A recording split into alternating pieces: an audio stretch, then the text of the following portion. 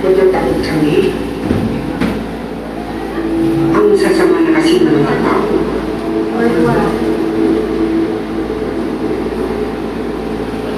Nagkalat sa daan ng nagdami ng mga tao. Pagkain. Bata pa ako ngayon. Hindi ko pa alam kung anong gagawin ko sa buhay ko.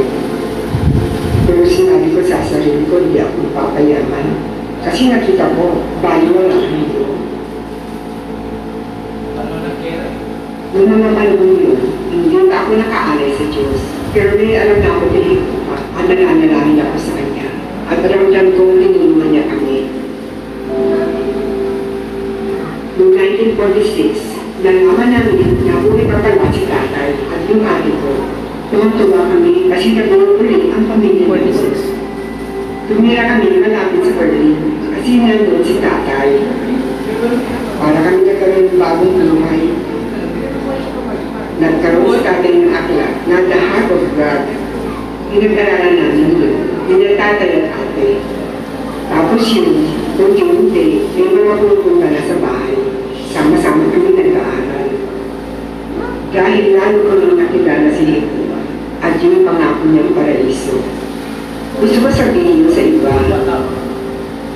alam ko na kung anong gusto ko gawin. Tumarin ko yung tungkol sa gilya. Sabi ko, sana makapag-aral ko doon para maging insyinero ako at sabihin sa iba ang tungkol sa paraiso. Ipinagbawal sa East Germany ang gawain natin noong 1950. Pero mga buwan, bago yung nagbawal ang gawain ng mga saksi, binabantayan na kami ng gobyerno. Si Tatay ang gumawa ng mga literatura para sa mga kapatid. Pero madalas, uutusan niya ako. Magpapalik ako, dadaan ako sa lugar, pinpin ang mga literatura. Nakakatuwa na kasi kahit alam kong pwede ako makulong, hindi ako natatakot. Alam na kinatiwala ko kay Heko. Kaya hindi ako naglalala. Yung takot sa tao, hindi yung nakahadlang sa pamilya namin. Ipinatawag si tatay sa sanay. Sabi sa kanya, Max, magkakaroon na ng service sa Berlin. Paano? Nung dadalaw kayo, wala kayong dadalhin. Walang Biblia, walang sombo. Pag uwi niya ng bahay, sinabi niya sa akin yun. Seryosong bagay yun. Kasi pag pumunta kami, mukhang hindi na kami makakabalik. Sabi ko, kasama ko ako. Yun din ang sinabi ni nanay. Kaya nang pa siya kami, tutuloy kami. Malinaw sa isip namin, nasa ikalawang pagkakataon, iiwan namin ang lahat. Nagsuot ako ng dalawang damit doon. Kinuha ko yung bike ko, umalis na kami. Pagkalis namin, may mga pulis na bumila sa bahay. Hinahanap kami.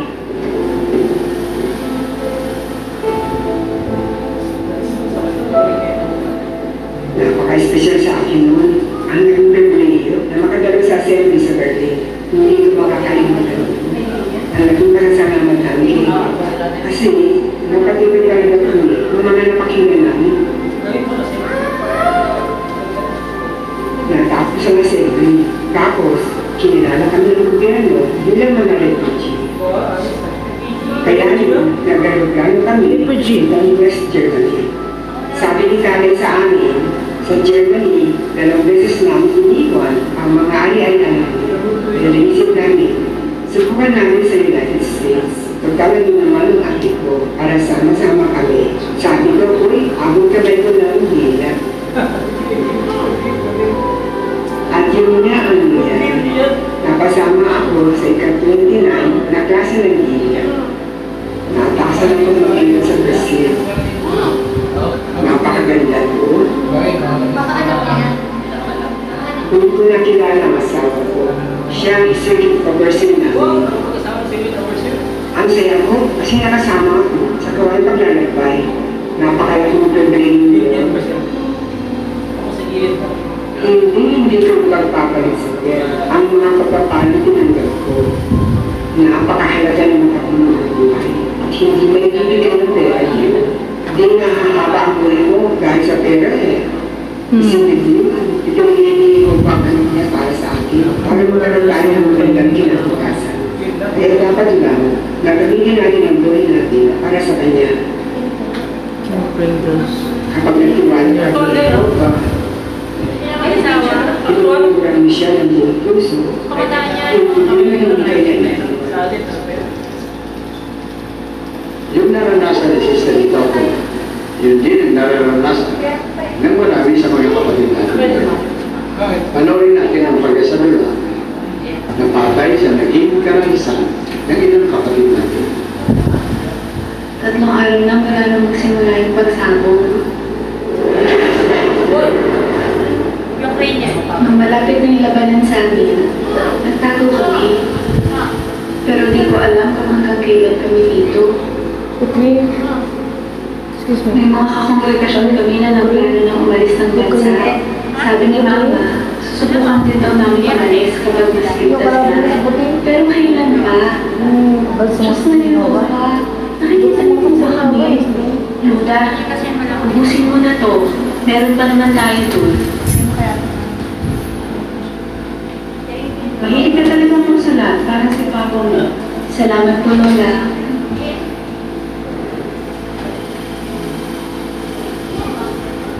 Alam ko, alalang-alala ka sa mga kapatid natin. Naalala mo ba yung text ko ngayon? Ano mang sandalan na ipanglaban sa luwi ng pinagtatagpuan? Tama. Nung ipinagbabawal yung gawain natin, ginawa ni Satanas lahat para sirain ang pananampalataya natin. Pero hindi niya napahinto ang pangmaral. Alam mo kung bakit? Hindi po. Kasi walang makakahiwalay sa atin sa pag-ibig ni Jehovah. That's right. Sinunukan nila, pero mas lalo lang tayong nakalapit kay Jehovah. Hindi niya tayo pinabayaan doon. Hindi niya rin tayo papabayaan doon. Kahit mamatay tayo, may pag-asa tayo. Kasi bubuhayin tayo muli.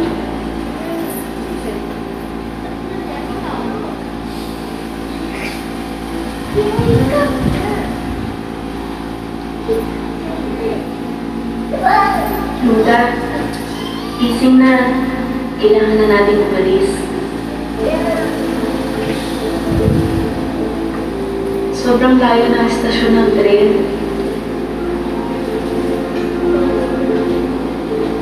Isa-isa na umaalis ang mga tren. Sobrang daming tao. At lahat natatakot.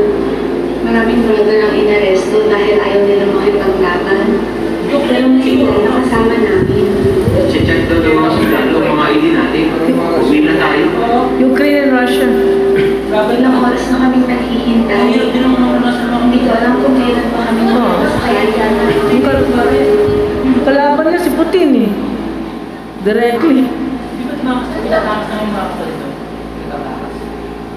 Nakatakas na. Ikaw, wala sa'yo hanggang sa likod. Bumalik na kayo sa shelter. Bakit hindi ka kasi kasi? May iwan pa yung bata. Okay lang yan. Subukan natin ulit bukas. Tara, dito tayo. Sino na kasi yun eh? Nahiwalay pa siya. Dapat pala sama-sama na. Alaw na, kapasabay yun. Luda, sa'yo ka ba bahala sa atin? Masamantala lang to. Hindi lang tayo. Sa shelter na muna tayo. Pero tinanong mo, hindi mo rin mo bahay ka. Puntaan mo lang yung ibang kapatid. Itetext ko kayo kapag may balita na. Hanggang ngayon yata, hindi kayo.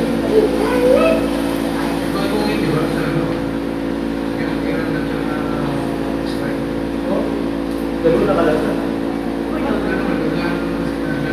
Pero still, ang kalaban. Dahil nang iniisip mo sana kasama natin si Papa. Oo nga anak, alam ko. Mahal na mahal ka ng Papa mo. Miss ko na rin siya. Kapag nalulungkot ako, tinatandaan ko yung pangako ni Jehovah na hindi niya tayo